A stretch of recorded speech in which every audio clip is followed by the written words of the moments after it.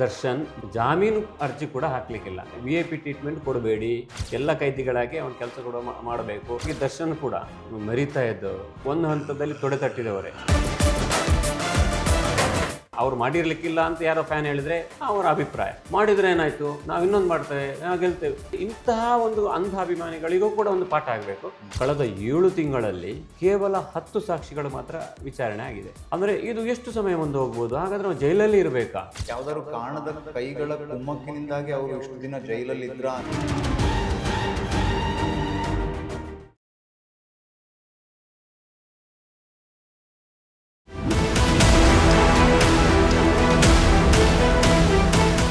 ನಮಸ್ಕಾರ. No filter with Jitendra Kundeshwar ಕಾರ್ಯಕ್ರಮಕ್ಕೆ ನಿಮ್ಮೆಲ್ಲರಿಗೂ ಕೂಡ ಸ್ವಾಗತ. ನಾನು ಬಡಕಿಲ ಪ್ರದೀಪ್. ಸೊ ಇವತ್ತಿನ ವಿಷಯ ಏನು ಅಂತ ನೋಡೇ ಬಿಡೋಣ.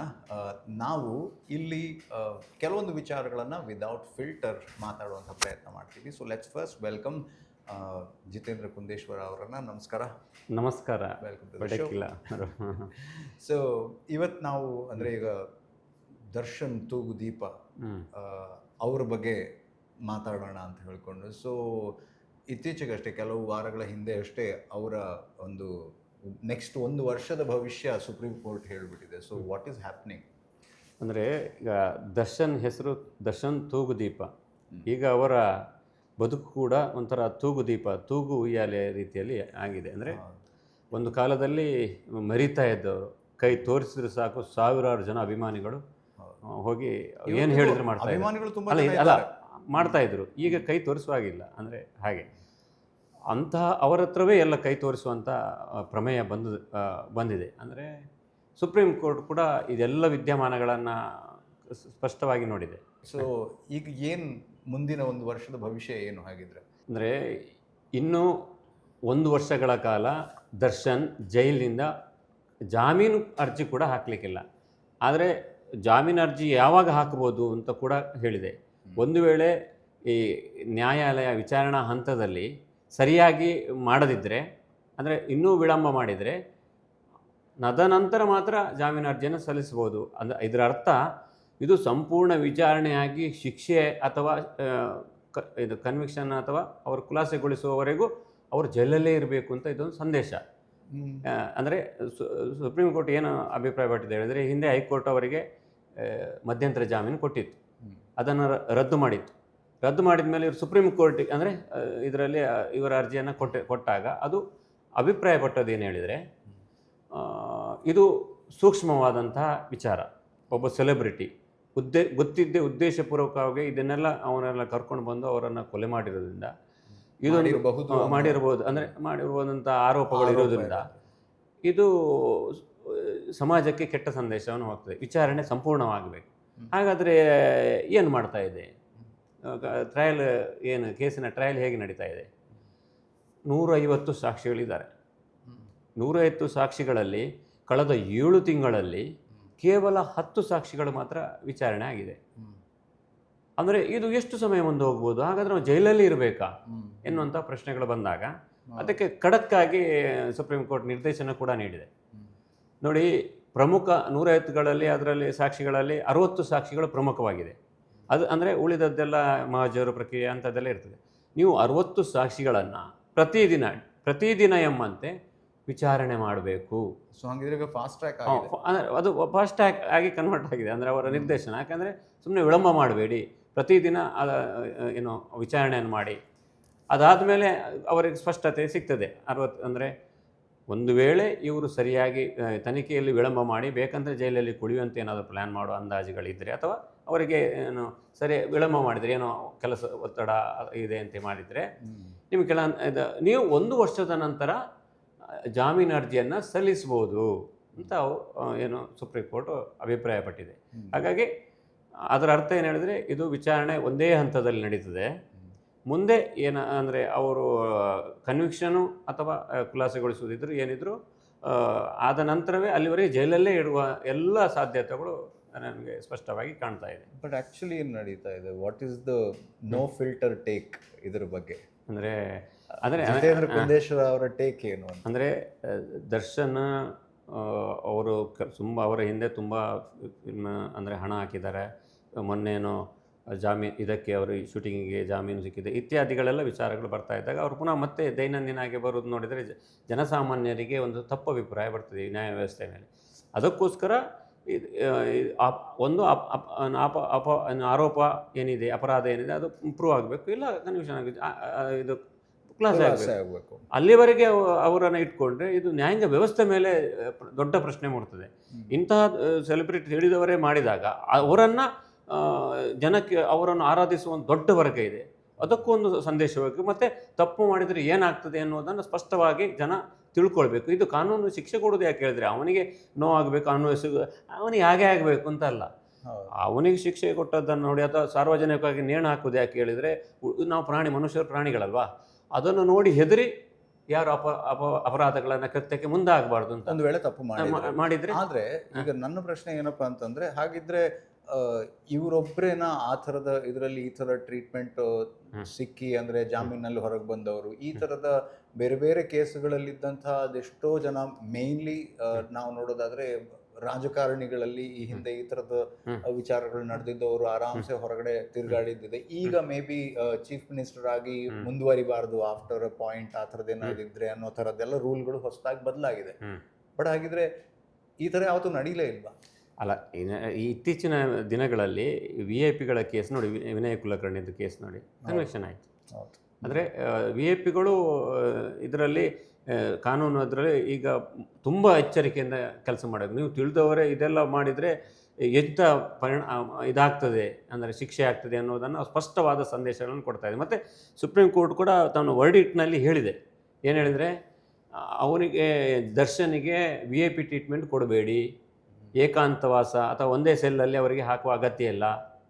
ಅವನು ಜೈಲ್ ಮ್ಯಾನ್ಯುವಲ್ ಏನಿದೆ, ಸಾಮಾನ್ಯ ಕೈದಿಗೆ ಏನು ಮ್ಯಾನ್ಯುವಲ್ ಇದೆಯೋ ಅದೇ ರೀತಿ ಎಲ್ಲರೊಟ್ಟಿಗೆ ಅವನ ದರ್ಶನನ್ನು ಹಾಕಬೇಕು.